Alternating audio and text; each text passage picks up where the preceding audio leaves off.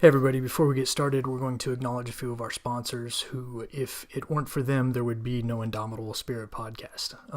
First and foremost, Chris Ehlers over at Avalon 2 Tattoo in San Diego. That is and if we're doing Instagram here, at Avalon Tattoo _2, or Avalon Tattoo spell out #2.com. So AvalonTattoo2.com. And this is Chris Ehlers at Chris Antlers and Instagram. And if you like the cover art for the Indomitable Spirit podcast, Chris did that. He's a great artist. Check out his work over at Avalon Tattoo #2, and definitely hit him up and let me know, and maybe we can get you a deal on some ink if you're into getting some ink.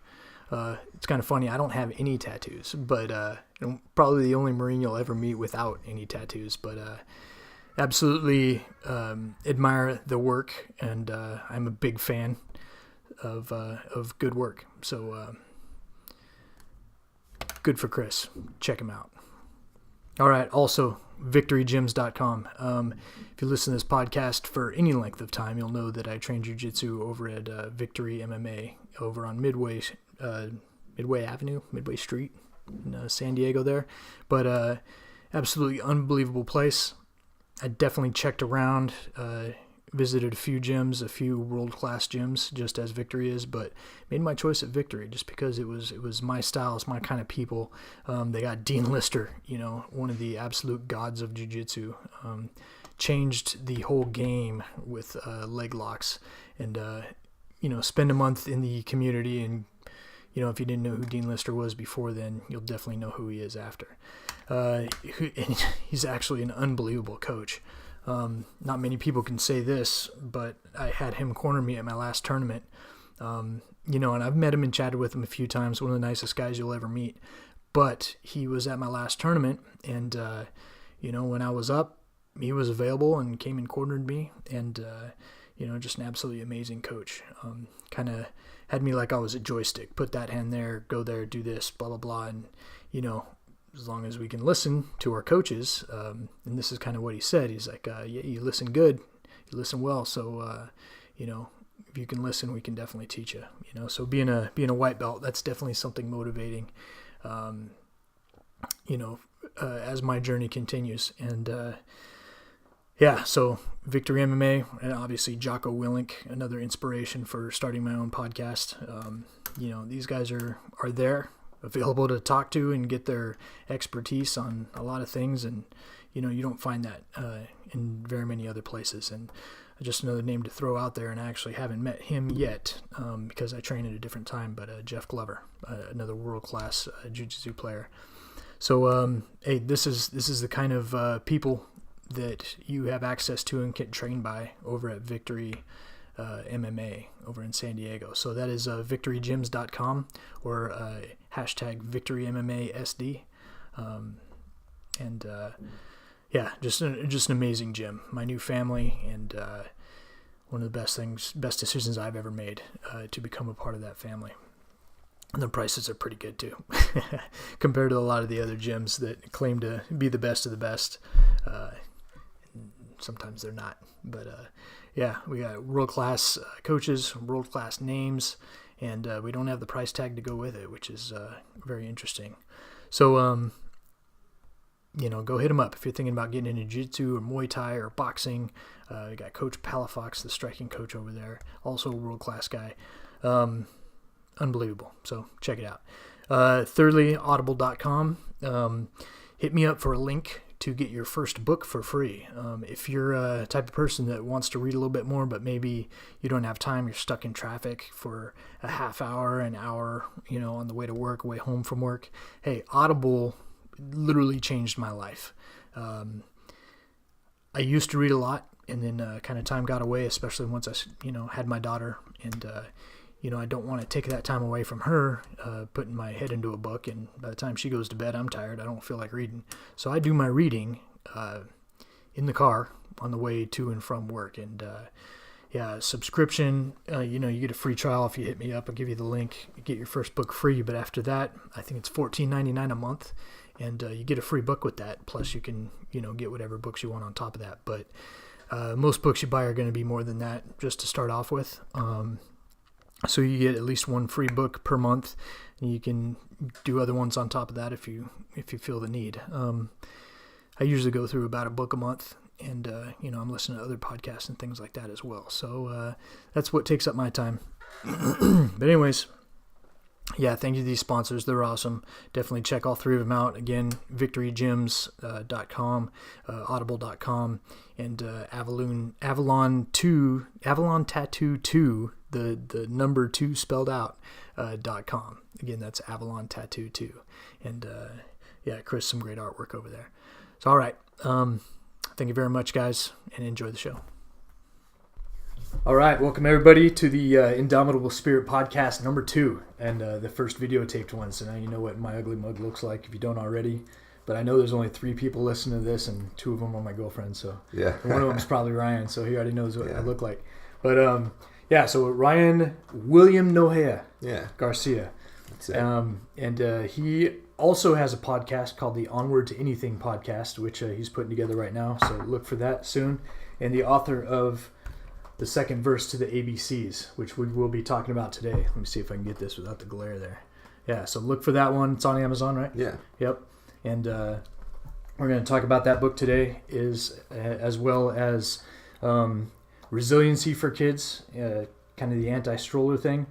And I'm not as articulate as Ryan is about this, but also early reading, which is what the second verse of the ABCs is all about. And Brazilian Jiu-Jitsu for kids, and Ryan has a daughter, Alana, who's in Jiu-Jitsu, and he's going to talk about the benefits of that. So how did we meet? We met back in September, right? Yeah. And I was actually looking for a gym to join for Jiu-Jitsu after listening to Joe Rogan and Jocko Willink and talking about the benefits of Jiu-Jitsu as far as lifestyle and things like that. So I went looking for a gym. Of course, I checked out Victory MMA down in San Diego because I heard a lot from Jocko, and met Ryan there the day I went. So I was asking him about the gym, and he was there with his daughter, Alana, for her class. Yeah. And I wouldn't shut up. Yeah, he wouldn't shut up. So basically, he sold me on the gym, and 6-7 months later now, I'm there multiple times a week. Competing, losing a lot, and winning some, winning very few, and making a lot of friends. And I have a new family now, including Ryan. So it's great. And as I mentioned before in the first episode, we're going to be talking, a lot about all these things, including jiu-jitsu. So thought I'd bring that up. I don't want to make it too jiu-jitsu specific though, because those of you that aren't into it, I still want you to listen. All right, so. Ryan, you want to give us a short bio about yourself? Sure. I'm from the Big Island of Hawaii originally, kind of a rural ranching upbringing. And 25, I pulled the ripcord and decided to move to the mainland and try and become a professional. Yeah. And so I went to law school, unwisely believing that California needed another attorney. So over the last 5-6 years, I've tried to develop a career as a business attorney and startup entrepreneur. I tend to be like a professional generalist, kind of good at a lot of things, can wear a lot of hats. So tries to add value to early stage companies. And I've got 2 children, got a wonderful wife, and I love San Diego. It's the coldest place I've lived, but so far I'm able to tolerate it. Right. Yeah, it's funny. I lived in Hawaii for 3 months as well, and then Africa and Costa Rica, places like that. So when I got to San Diego afterwards, I'm like, man, this place is cold. So everybody's, probably thinking we're a little nuts, but it is, and the static electricity is terrible. Yeah, that dry air, hair standing up. That's why we both have short hair, so it doesn't stand up. Yeah, that's why I've been shaving these bits here. Nice. All right, so as I said, we're going to talk about parenting theory. Ryan has 2 theories we're sharing, and that's the resilience and the raising resilient children and the accelerated early childhood reading. So pretty much I'm going to go right into that. The first one with the second verse ABC's book. Tell us about that. What is it all about? Sure. Well, I'll just start by saying that parenting is a theory, and none of us really know what we're doing when we get started. You can read all the books you want, but at the end of the day, the baby comes out and there's no pause button, and you got to start picking. and it just keeps going, right? Right. So I've got a lot of theories, but only two worth sharing. I have informed opinions about other things, but I don't necessarily think I'm right. But my theory was that reading is critical. Nothing matters more than reading. Reading is the most important gift or skill that we can give children. It's imperative that they read well and early. The 21st century is full of information to learn. Everything is changing. There's information to unlearn. Critical thinking and learning by reading are valuable skills, and they need it. Sometimes I think in hindsight about the only thing I've done right in life is learn to read well at a young age. So it was really important to me to do something personally to help my daughter learn to read. She was born. I wasn't sure what I was going to be doing for work and where life was going to go. I couldn't control a whole lot, but I could control me helping her learn to read. So the theory being, so I thought about it. I mean, you know, when you're a first-time parent, you're watching YouTube videos and everything, and there's all these great resources about the ABCs and about letters and phonics, but not a whole lot about actually reading. So I thought there was kind of a hole there. And so in my downtime, I kind of penned a song. I wrote lyrics to a song set to the melody of the ABC song, which we all know. And we sang it to our daughter thousands of times. The theory being that if we delivered the mechanics of reading through song over and over again, that via osmosis it would sink in and eventually she'd get it. So we sang this song for years and years before she could even talk. And long story short, it seemed to work. Of course, we did other things, and we read to her a lot, and we did a lot of other things that parents do, but we sang this second verse to the ABCs thousands and thousands of times, and we think it planted the reading seed in her brain. And that's important because you just got to plant it in there. You have to make them aware of the significance of the letters and the words and the writing all around us. Street signs, menus, books, there's words all around us, and I felt like it's important to tell them what the significance of those things are at a young age. So I wrote this song and we sang it. It was just our thing. We didn't share it with anyone, and we sang it over and over again, putting her to sleep in the shower, in the car. And long story short, lo and behold, she became a precocious reader. Before she was 4, she could read simple books. By the time she was 5, she was reading chapter books like Charlotte's Web and Way of the Warrior Kid. Nice, Way of the Warrior Kid. Which changed our whole family's direction. Yeah. And it worked. And other people were impressed by her reading and encouraged me to publish the song or do something with it. I didn't really know what to do. I'm not the world's greatest singer, as you might find out later. And but you do what you can, and kids don't care. So I ultimately wound up writing a children's book about how and why to read that kind of characterizes reading as the power of anything. And that came about because when I was in law school, I was a reading tutor at a local school. And I was just shocked. You got these bright, articulate 3 and 4 year old or 3rd and 4th grade children who couldn't read. They'd look at a book, simple book, like it's hieroglyphics, and they were embarrassed, and you could just see them shuddering. And I had social anxiety, so I can just imagine what they were going through. And I talk it out with them. Do you know the letters? Do you know the sounds? Do you know that all you have to do is sound it out one by one, left to right, in order? They're like, no, we don't know that. Wow. They thought it's sight reading, or you have to recognize the words, or it's just some gift from the heaven that comes down and allows you to read books. Like there's some difference in intelligence between me as a reader and they as a non-reader. For those of you that don't know, what is sight reading? Well, I guess it's I'm no expert on it because I haven't applied it. Our 12-year-old has autism, so one of the ways they teach him to read is by sight words. So I don't know the definition either, but to me it's like they see it kind of like you see a picture. Like if I see over on the wall over here there's a paddle. If he sees the word paddle written out, he's gonna notice just the shape of the letters and all that, not necessarily read the words and sound the letters out, but he's gonna see the word paddle and know it's paddle. Right. There's a lot of words to memorize. That's a lot of words to memorize, and the longer ones obviously are going to be a lot more difficult.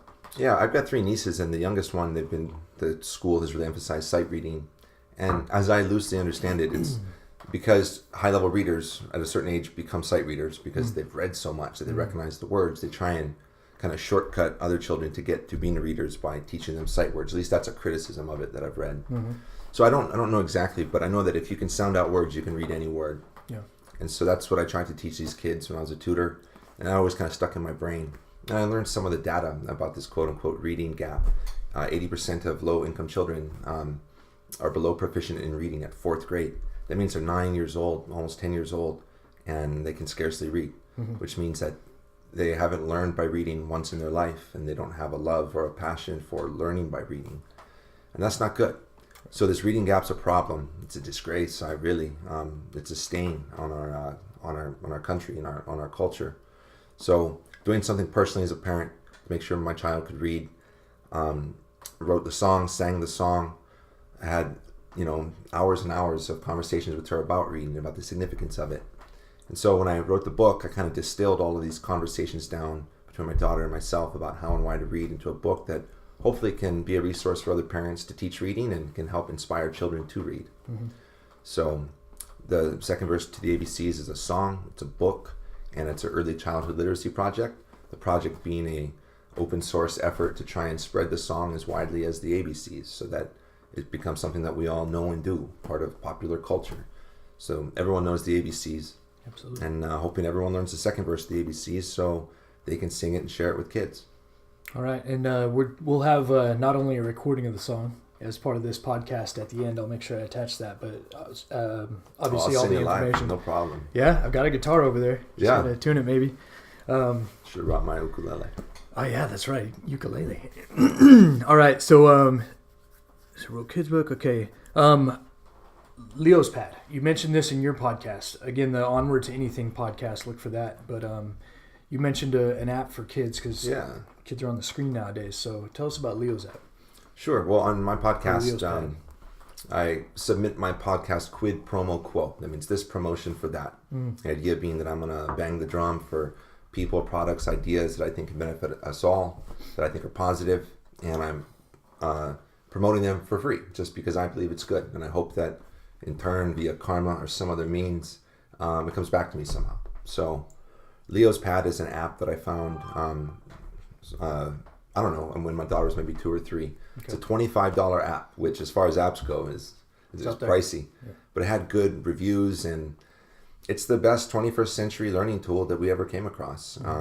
It grows with your child, starts easy, becomes more difficult, teaches positive values and lessons, has great music, presents an outstanding, I think, secular, entrepreneurial, focused message. If you have an idea, you can make a big plan, use the tools in your toolbox, research when you can, learn to take plans into a form that you can execute and ask for help.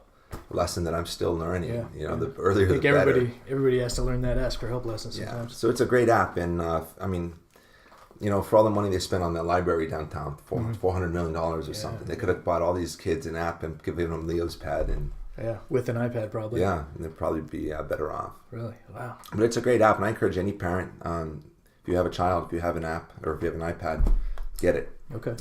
And I noticed the app does say 4+, but you started Alana on it at 2. She was younger, and 2.5, 3. Was that okay? Yeah, it's okay. I mean, she couldn't do much at first. We'd help her. And the app is real smart. If you put your age of your child as being 2.5, and it's easy, and then the parents are doing it for the kid and breezing through it, it actually rejects that data and doesn't use it to inform its opinion on how fast to progress the child. Yeah, it's pretty smart. The company that made Leo's Pad, called Kidaptive, was purchased by the Khan Academy nonprofit. Okay. So now they're part of the Khan Academy. And if the people who made Leo's Pad had a comprehensive homeschool program or group school program or supplement, if it cost thousands of dollars, I'd get it. I'd finance it. I think so highly of it. So excellent.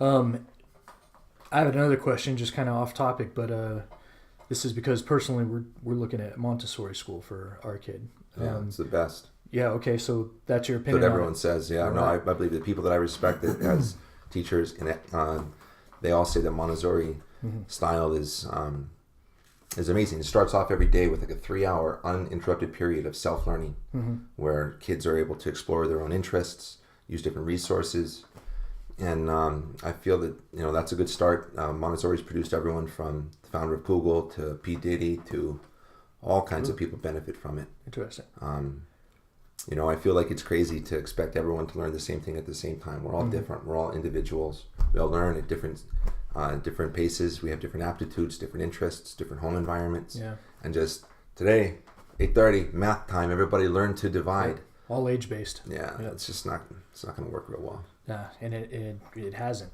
I don't know much about the Finnish system, but apparently they have the highest rated education system, and it's just recently. I think they had 10 years ago or something like that. They got some really bad scores on the global scale, so they switched up everything, and they're number one now. So it's might be worth looking into how they did it. Yeah, I've been to Finland. I got a friend there who just had a baby. He's singing the song in Swedish, Finnish, and English. Oh wow! Yeah. And they tend to do a lot of things right over there. Yeah. It's so cold that they got a lot of time to think to sit indoors. Yeah, but apparently their school days are only 4-hour days or something like that, and they only go 4 days a week and no homework. I mean, it's kind of like a less is more idea.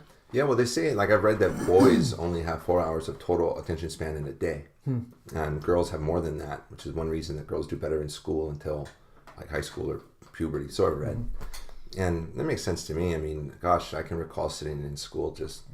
You know, I mean, it's a good thing I enjoyed reading. So I'd be reading my book under a desk that I got from the library. Yeah. I was fascinated by Native Americans, especially the Plains Indians. Yeah. Wow. I used to spray paint my hand and stick it on my horse, which is my dad's chagrin, but I was all about it. That's awesome. Yeah, I wish I had spent my time better. I was on the desk in the corner because they would always face my desk in the corner.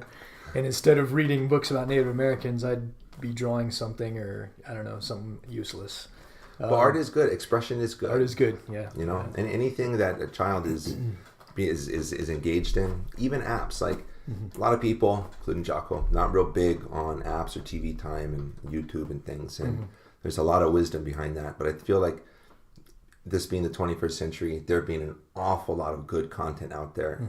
Not too much. I mean, obviously you can have too much of anything, and setting limits and time is good, but there's an awful lot of information that children can acquire via interactive apps and even YouTube videos that require active listening. You don't just have to watch song videos.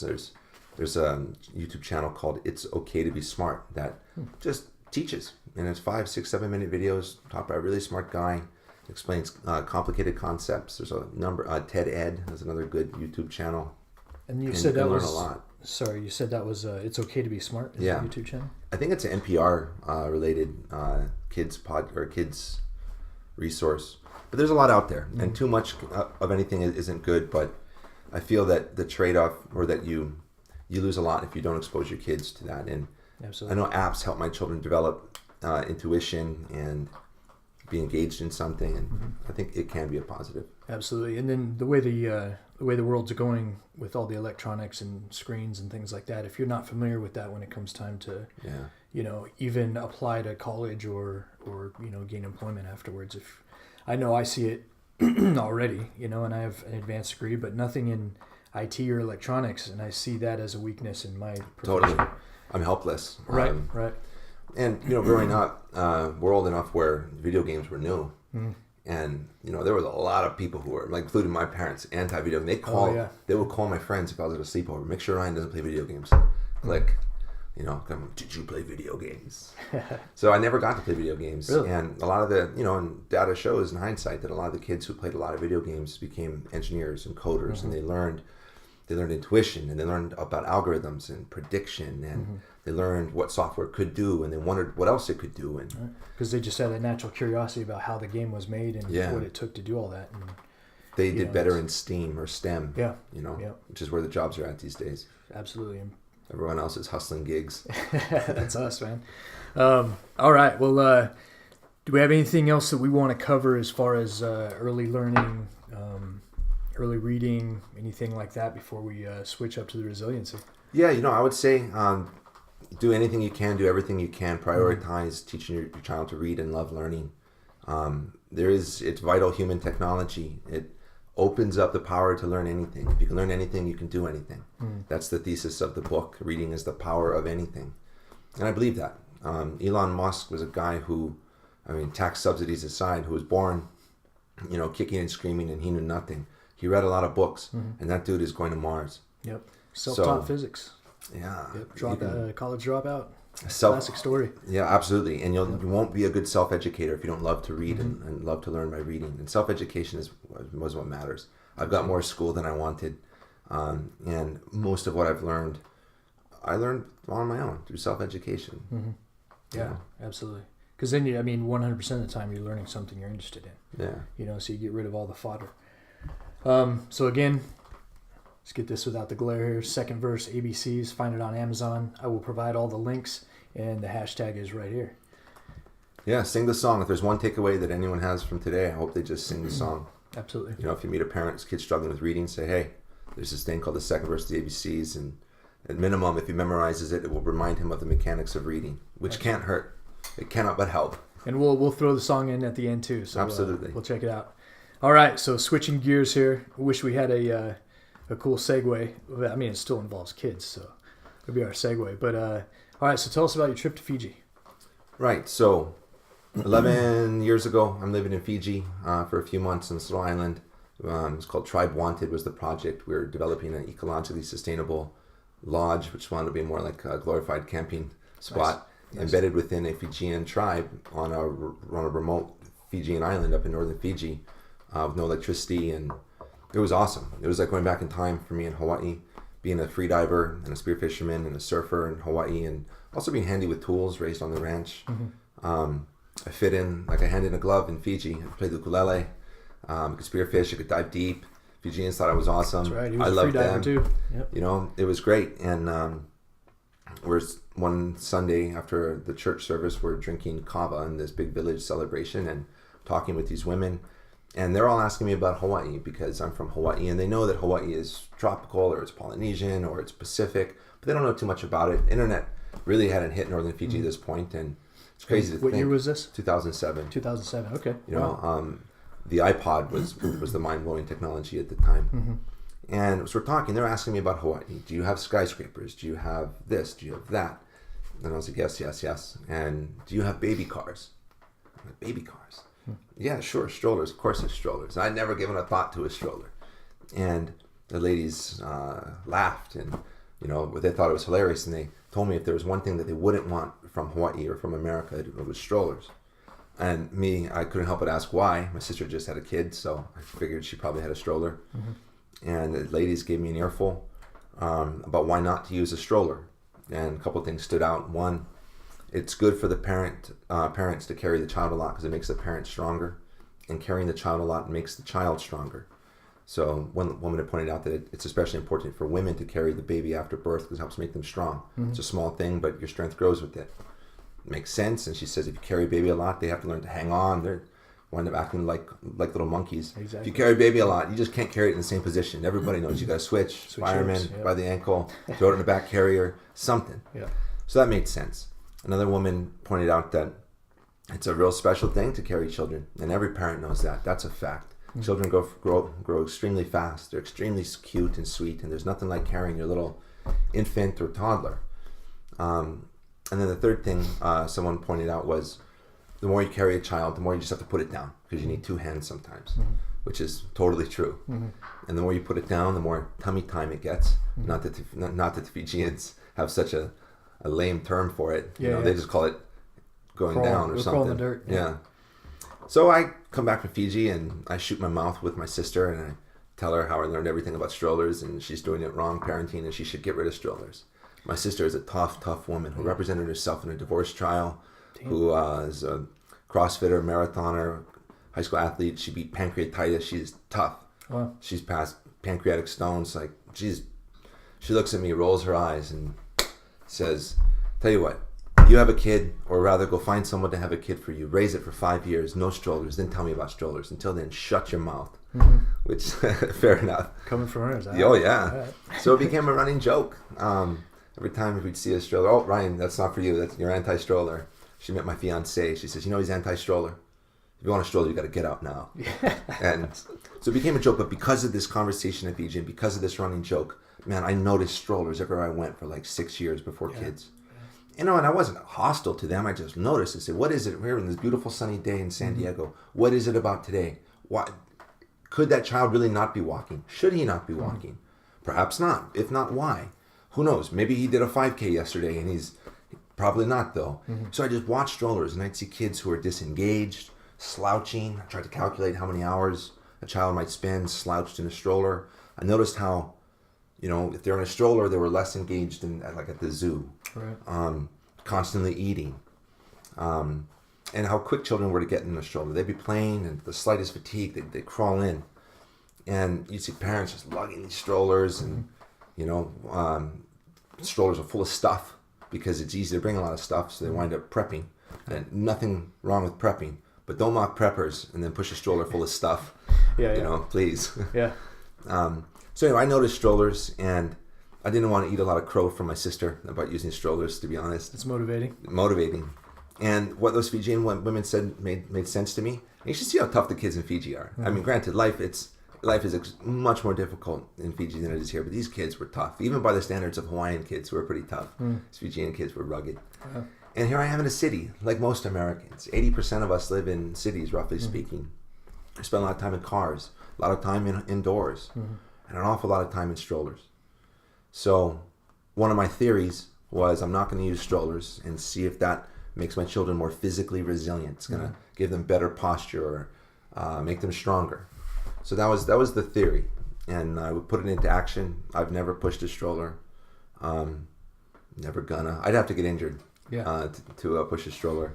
My wife heroically joined me in this cause, with one exception, when she's at SeaWorld without me. And I don't tend to go to SeaWorld very much. It's not I prefer the zoo. But if she goes to SeaWorld without me, she'll bring a stroller. The kids love it. Dad, we're going on a stroller today. Day off at SeaWorld. But that was the theory, and I put it into action, and the unintended consequences were enormous and all entirely positive. Number one being making a more emotionally resilient child. So how this typically comes up is I'll be at a playground or at jiu-jitsu sometimes, or anywhere else around town, on an airplane, in an Uber sometimes, and someone will just notice my daughter, and even now my son as he's getting older, doing something that I think is pretty normal, but they're impressed by. Typically it's their maturity talking with adults, or it's their physical endurance. And be at a playground, and some kids play for half an hour and that's it. They punch their clock, they're back in the stroller, give me the goldfish, time to go. My kids can just play and play and play. They ride scooters, they go all day. So people will ask me, hey, wow, your kid has a lot of energy. What do you do, or what do you feed them? So, and what it boils down to, I think, is not using strollers. My children, especially my daughter, who is old enough to be a data point for my theories here, jury's still out on my son. She doesn't have this notion in her head, this idea that if she's tired or fatigued or uncomfortable or bored or fearful or mentally wants to disengage from her surroundings and veg out, or that she can or should be somehow removed or insulated from whatever it is that's bothering her in full, immediately, at someone else's expense, which is what strollers do. Yeah, she's going to try to work through different adverse obstacles. She doesn't even know that it's an option not to. Really? Wow. Because it's never been afforded to her. I mean, hey, I'll carry her. Hey, if you're tired, I'll carry you. But I can't carry you all day, and you can't walk all day. So we'll find this middle ground, this equilibrium. So I think what you just pointed out, when she understands that you have to put in work as well. Totally. Then she kind of gets the idea, hey, I'm burdening Dad a little bit. Maybe I can handle a little bit more. Yeah, and it's not as comfortable. I mean, kids love to be carried, but after a while, put me down. Right. So that difference in perspective, Alana just keeps on going. That's in her mind. Because when you don't have a stroller and you're at the far side of the zoo and, everyone's hungry and tired, there's only one way to get back. You're going to walk some, and I'm going to carry you some. And that's it. And it just becomes normal. It becomes the routine. Whereas other children, they get fatigued. I see them crawl into strollers. They're too sunny. I want the shade. Oh, it's raining. Oh, goodness. I mean, I'm from Hawaii, so I can't stand when kids cry about rain. It rains a lot 5 there. minutes. Exactly. But so it developed emotional and physical endurance. To quantify that a little bit, my daughter's terrible twos were very muted. They're more like a tough 2 weeks.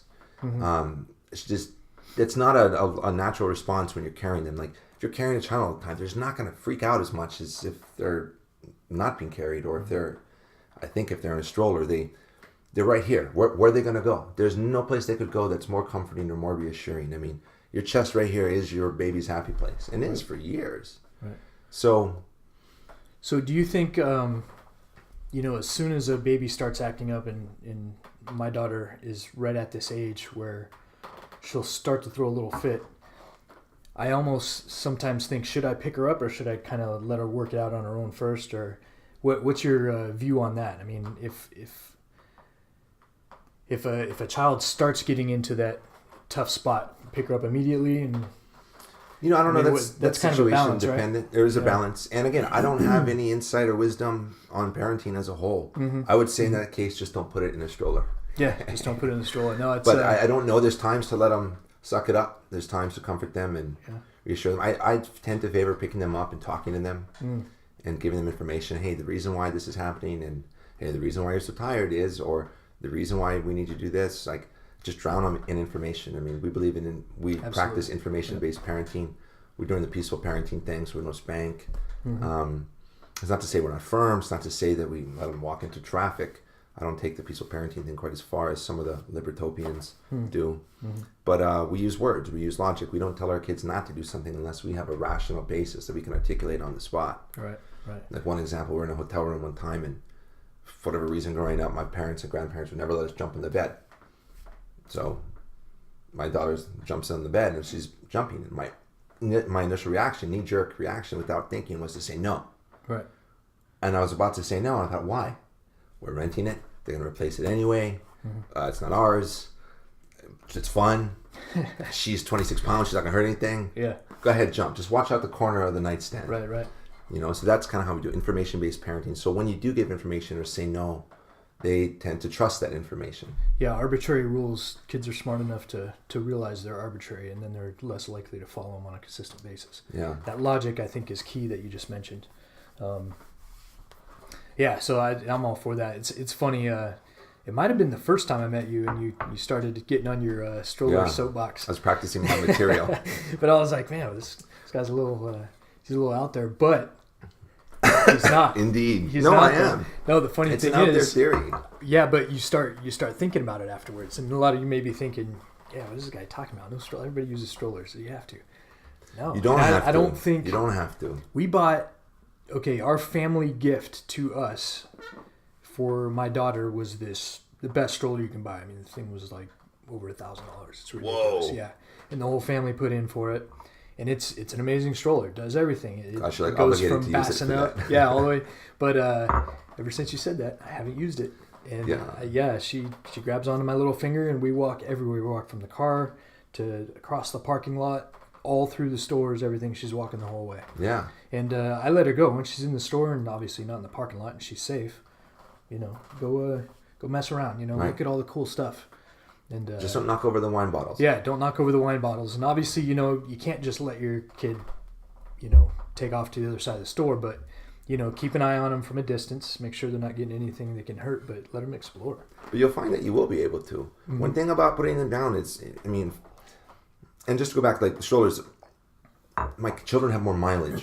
Right. They have more. Right. They have hundreds more miles on their feet and on their scooter. They have thousands more hours walking and being carried and being engaged in life. That's the fundamental difference I realized between my daughter and her peers is, and not just peers, anyone, 7-year-old, 8-year-olds, anyone even close to her age, it's the mileage. As part of that mileage, they learn risk analysis. They earn responsibility. They develop independence. There's a trust relationship. I know it sounds crazy, but like my son's on a scooter, a little micro mini scooter, which is awesome. And he'll breeze through a downtown block, and he might be 75, 50 yards ahead of me. And I can trust that he's going to stop. And if I yell, he'll stop. You develop a trust. They earn it. Whereas if kids just don't have that time on the ground, there's no substitute for experience in anything. I learned that in freediving. When I was like 15, I met this world-famous diver at the time, and I drove to Kona to meet him. He was doing like a book signing, and I meet him, and I asked, what can I do to accelerate my learning curve? And he just gives me this like experienced, all-knowing grin. Nice. And says, there's no substitute for experience. Keep diving. Yeah. Just keep going deeper a little bit every time. Keep going But longer. that's, hours in the water. Yep. There's no substitute. And that's true with kids. Hours on their feet. Hours involved in public. And even to this day, my child's a little shy. There's times where she's uncomfortable. And I think, if she's having a hard time with this, imagine how hard it is for other kids who just don't have all these interactions, who aren't listening to adults, who aren't engaged. So the greater mileage you get by carrying your children and them walking is priceless. And I don't think that there's a substitute for it. Is that what you would call free-range parenting? What exactly is, I heard you mention that last week. Yeah. Free-range parenting. So again, it's another definition that I loosely use because I haven't read 4 books about it or anything. But free range parenting is basically you let the kids explore to the greatest extent possible. You don't try and find them. I mean, granted, in a city, in a parking lot, there's places where you naturally have to. I don't let Logan run out of Victory MMA into the parking lot just because he's hot, like he'd like to do. Right. So free range, I mean, I guess there's a fence somewhere. Yeah. But we do try and facilitate that. We don't expect our children to just sit quietly just because we're sitting quietly. I mean, there's times and places, but in general, it means kind of letting them have free reign to the point of where it's inappropriate or unsafe. Right. And, and he's got a motor and he keeps on running and moving. And but again, you'd be surprised at how he covers a lot of ground. Smart kids are. He does. He's done more stairs at Victory MMA than probably anyone in the last year. Yeah, in the jiu-jitsu tournament, I remember chatting with you and just watching him go up and down the bleachers and around the gym and everything. I'm like, wow, man, this kid has no fear. And he's pretty stable on the stairs. Absolutely, yeah. And that's another thing I noticed. I mean, a lot of parents are like, oh, he's going to fall down the stairs. And Jocko one time was like, Yeah? Yeah, so Jocko says, go ahead and watch him. Absolutely. Yes, sir. Right, yeah, whatever Jocko says, you do. But I mean, that reminds me of my daughter too. As soon as she was crawling, I let her get on the stairs.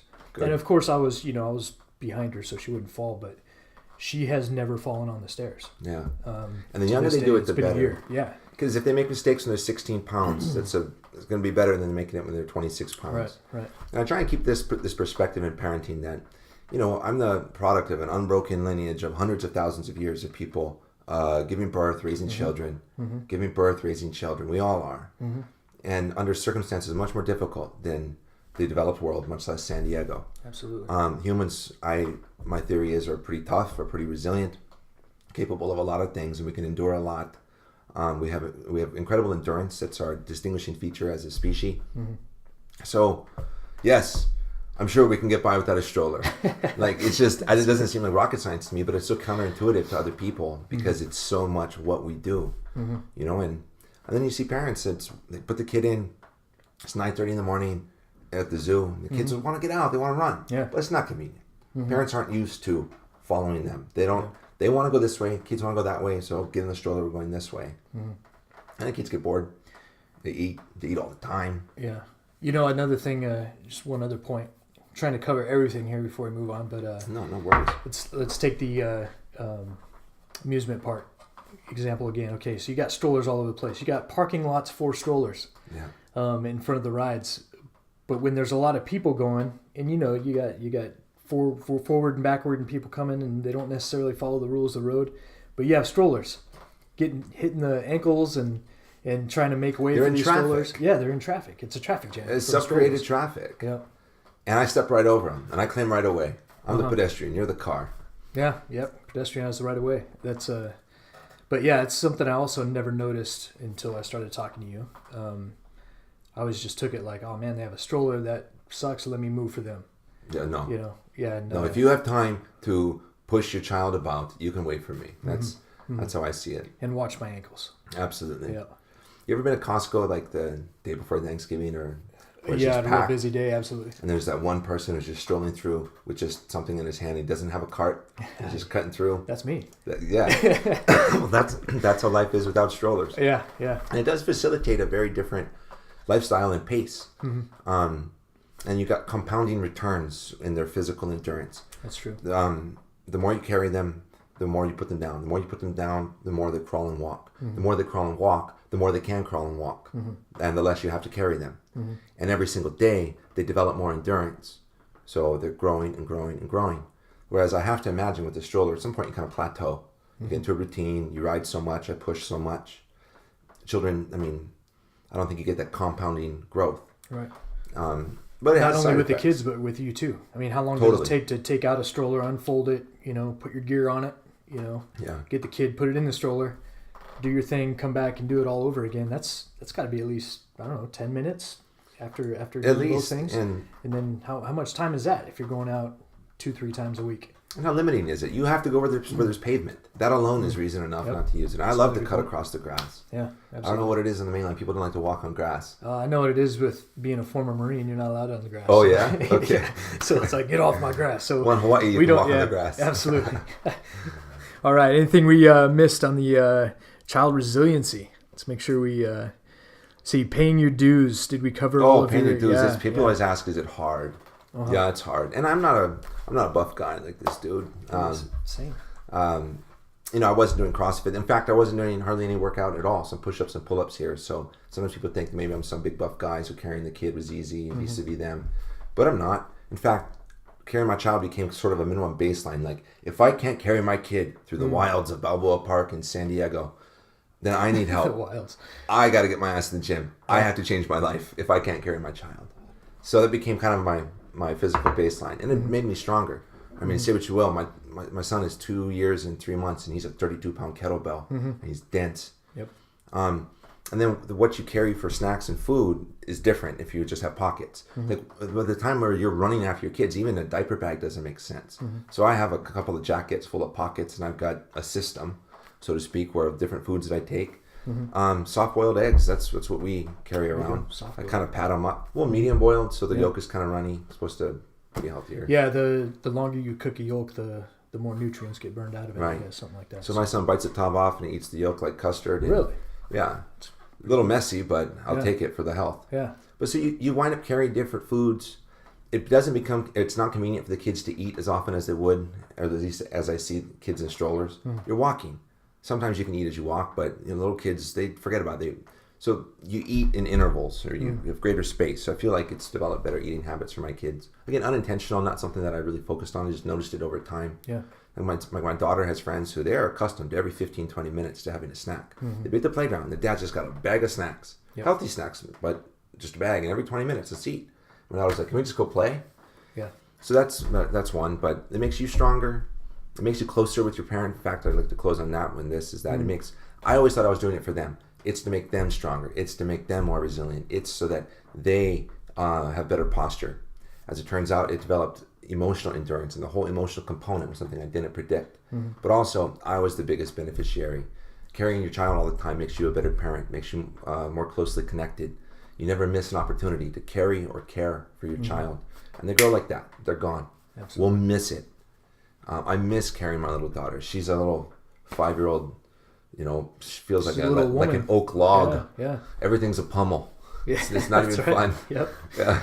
Cuddling isn't the same.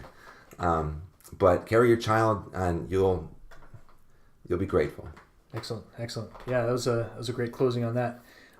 Speaking of pummel, that might be a good segue. Yeah. The third thing that I did want to cover on this is exposing your kids to, obviously we're biased, but Brazilian Jiu-Jitsu.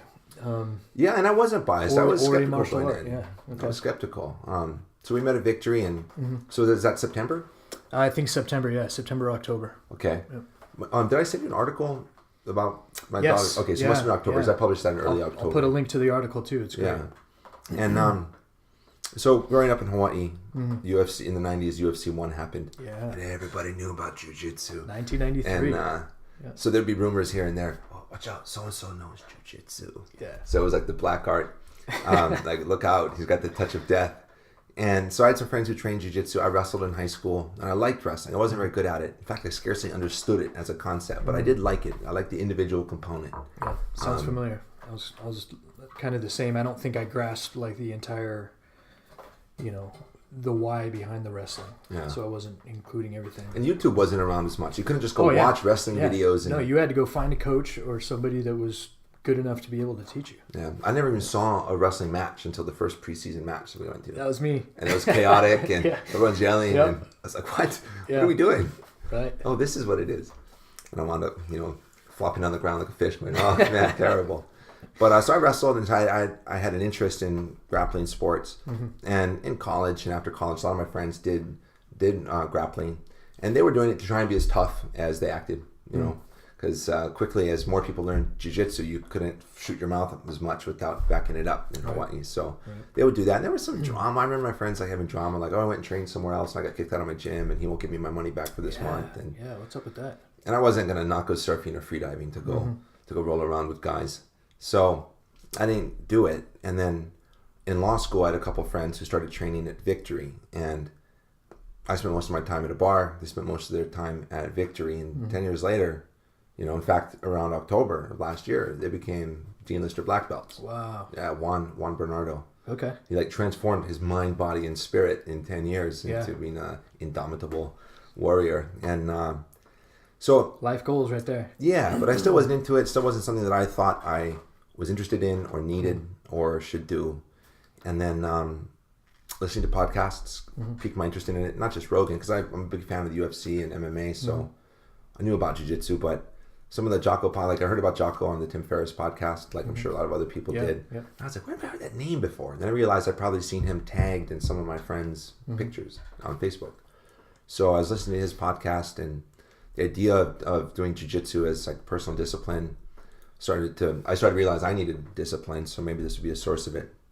But Jocko's first kids book, Way of the Warrior Kid, came out last May. So I had pre-ordered that early on just because, if Jocko's got a kid's book, I'm buying. That's simple. Yeah. Don't overthink that. Just get the book. So my daughter could read at that time. And so we have a video of her getting the book. In fact, how we discovered that she could read at a higher level than we thought was we just gave her the book, and then we hear her reading it with with the right tone and everything. My wife came running over with the camera, so we have this video of her. Yeah. So she read the book at the time. Yeah, 4.5. Wow. 4.5. Yep. So she reads the book, and then we did a thing where she'd read a chapter, I'd read a chapter, or she'd read a page, I'd read a page. So we had read it 2 or 3 times, and she said, "Can I try jiu-jitsu?" I'm like, that's what I'm talking about. Yeah, absolutely, 100%. And I looked at other kids' schools in the past, like I visited University of Jiu-Jitsu, maybe Stronghold, I think that's another one nearby. Yeah. And then I hadn't been to Victory, but since Victory is Jocko's book, or gym, and since it's referenced in the book, I was like, I got to check out Victory. Yeah. Mandatory. Yeah. So we went and checked it out, and I was real comfortable there, and she hopped in on a class, and she was terrified. Whose class? Coach Adam Mason. Yep. Amazing jiu-jitsu. Amazing jiu-jitsu. Great teacher. Jew spelled G-E-W. Jiu-jitsu. Yeah. The real jiu-jitsu. Yeah, who's actually mentioned in the book now, in the new book. Yeah, and good for him, man. He's a great teacher.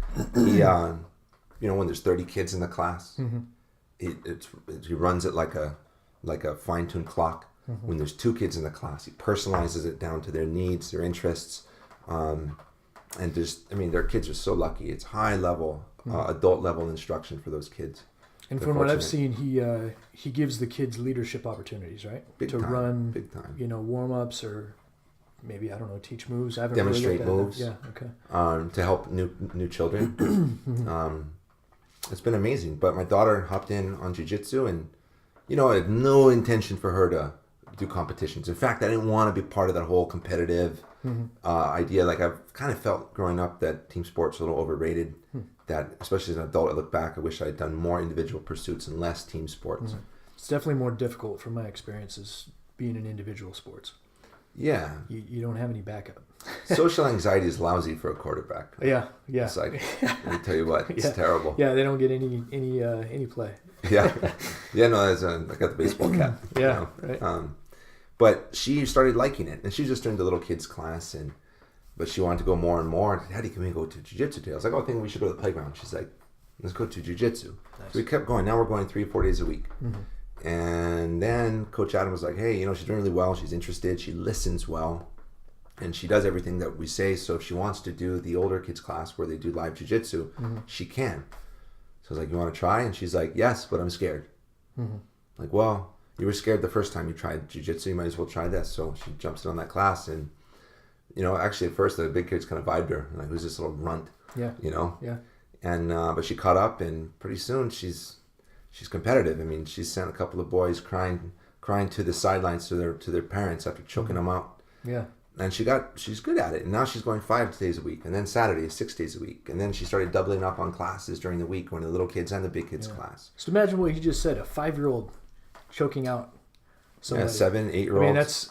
It's not... Jiu-jitsu works. It does. And I don't mean to come across as like, oh, my kid can choke out your kid, but just from a bullying perspective. Yeah. I mean, Alana does not have to worry about anything at school, or, she can protect her friends that may not know jiu-jitsu. If somebody's being a bully, without hurting the other kid, you can get them to stop. She's looking for a bully. Yeah. And man, it's like the new Marine Corps commercials where they're female oriented, and it has the little girl and how she's protecting her friends from the bullying and stuff. And I always think of Alana and my daughter in the future being being that person. 100%. Yeah. Growing up as a skinny, apparently and mostly healthy kid in Hawaii, I always had to look over my shoulder to see who's at the playground. Yeah. Make sure I'm not acting, as they say. Yeah. Always had to worry because I didn't know jiu-jitsu and I didn't have self-defense. So I was always worried. And I was at a playground with Alana. I was looking around, all these kids. I said, Alana, any of these kids make you worried? She goes, huh? Worried? And it's like she doesn't even worry about being worried. Right. Because she knows that she can defend herself. Started the boxing class that they have at Victory now for kids. So, excellent. Her endurance, she does 13 to 15 hours a week if we're able to get her there that much. It's hard for our family to be there that much, but we try. And a good portion of that physical endurance that she has is from those strollers. She's got this motor that keeps on going and this mental thing to keep pushing through. Whereas some of the kids her age take self-appointed water breaks and just walk to the side. And I see that's common. Crazy. My dad would have hit the roof if I took a self-appointed water break. I don't know about yours. He would have been. Yeah. No, my dad was a little more. He was a little more lax on that kind of thing, but. The kids in town were terrified of my dad. Yeah? Yeah. Hey, that's a good thing. That's a good thing. Yeah. That's funny. I heard. So my brother's a little bit younger than I am, and they went through high school football afterwards, and I was gone in the Marines. But I heard a story about my dad going after a ref once.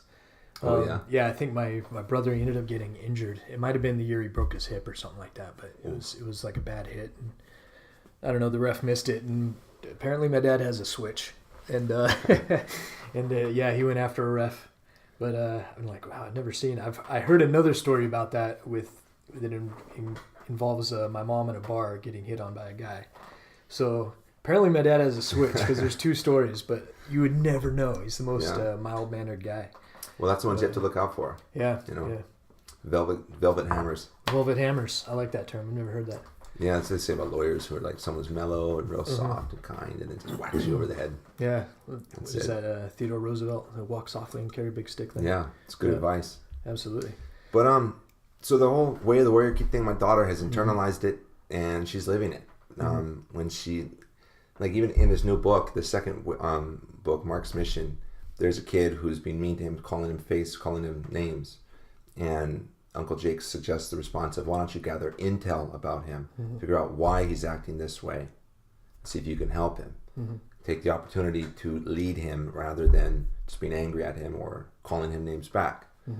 And, Alana just read that a week ago or something, and she's already trying to do that. She'll tell me, oh, so-and-so at school, I noticed this. She's gathering intel. Jocko's books are having a real profound impact on my child, and it's spilling over to our whole family. Watching our daughter work so hard is not only inspiring to me and made me take jiu-jitsu more seriously and do it as much as my schedule allows and fitness allows, but it's made us more cognizant of our diet, of our sleep. Feel the machine. Yeah, and it's also made me appreciate, being on a path. Jordan Peterson talks about how if you take away the dominant narrative in someone's mind or in a culture, you don't replace it with anything, then you're kind of left with chaos. And that's been true in my life, where I moved out of Hawaii in part to kind of become a different person and follow a different intellectual journey. And I was on there. I was raised pretty religious and kind of walked away from that. But I didn't replace my dominant narrative with something. I didn't have a path. I wasn't. The path was down to the bar to hang out with friends and have interesting discussions. Sounds familiar. Yeah, but not as good of a path as I could have picked. I should have been there with Juan on the mats at Victory. That would have been something I did wrong in life for sure. But so watching my daughter work hard, we all eat better. I'm doing more jiu-jitsu. I scarcely drink beer, even just it's too busy. I gotta wake up. I gotta stay on the path. I gotta get my work done. I gotta do my list. And it's been enormously impactful. So jiu-jitsu and what have you, getting after it is not my theory, right? That's Jocko's. But we're doing it. Yep, putting it in practice. Yep. And now I like jiu-jitsu. I understand now it's like human chess, and kind of got my physical fitness to the point where my ribs aren't getting crushed every time. Right. So that helps. Yeah. No, that's great. I just had something I was going to say, and I totally. Well, how's your journey been in jiu-jitsu? It's everything you're talking about is really familiar. I could be talking from my perspective as well. Right down to the, what you just said.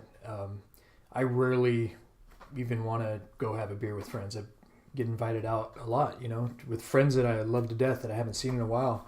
It's like, hey, let's go smoke a cigar and have a beer. It's like, I kind of want to come do this podcast about jiu-jitsu and I know I got practice in the morning and I don't want to feel dehydrated or something like that. It just changes your whole mindset. It changes your whole lifestyle. And, I can't wait to get my daughter in it. She's still got a couple years. Although the last tournament, I saw there a couple 3-year-olds out there. Yeah, they got the 400 division. Yeah, so can start them at 3 now, I guess. We'll see what Adam says. It's a maturity thing. If they listen, they can be in the class. Yeah. That's it. And they used to have rules that, kids had to be a certain age, be in certain classes. Mm-hmm. And some of the kids blow it out of the water, including Alana. It's just, if you're listening, you're focused, you're working hard, why can't you be in there? Mm. And one thing Victory has done that probably most schools don't do is the kids can hop in almost any class. Like my daughter and her friends are jumping in on the wrestling class. Nice. They all got out wrestled badly at a tournament. Some of the kids from Eastlake Alliance, they got the wrestling program down there. I was just there yesterday training. Oh yeah? And these kids got this sweet duck under. And he took Alana down like 6 times in 3 minutes. And she recovers to guard, sweeps, stands up, taken down again. So they wanted to jump in on the wrestling class. And it is unnerving and weird to see, Taylor leading this wrestling class. He's a collegiate wrestler. He's going to be in the UFC soon. And all these pro fighters and black belts and adults. And the Point Loma High School wrestling team. And then Alana. Yeah. trotting around. Wow. And it raises so who does the she pair up level. with then? So they have to have other kids to pair up with. Otherwise, they, no one expects them to, or no one, it wouldn't be fair to the adults to have them, wrestle with a kid. So as long as you can get them in there by 2s or at least 2. Yeah. And they can get in there. It's raised their whole confidence level. They now when they're doing jiu-jitsu, they're trying to do little head movements and stuff that they see and makes them more confident. So Victory really allows that, and some of the kids hop in on the kickboxing classes and Muay Thai classes as long as they have a partner and they abide. They got to maintain that certain level of interest, conduct, focus. Hey everybody, sorry about that. Turns out my computer ran out of memory. So that being almost an hour long, we were very lucky in that we only lost maybe 5 minutes of it. We were just finishing up, going a little bit back and forth about jiu-jitsu and whatnot. So, didn't miss anything. We definitely passed what we needed to pass. And we met our goals for the day and then some. So, yeah, Ryan's a great guy. Hopefully you enjoyed it. The second verse of the ABCs is up right after this. All right. Thank you very much. Have a good one. Letters have sounds, sounds form words, words form sentences which express thought. All you have to do is learn how the letters' sounds fit together, formulating words. Next, learn their meaning on word to anything. Sound it out, word by word is reading to me.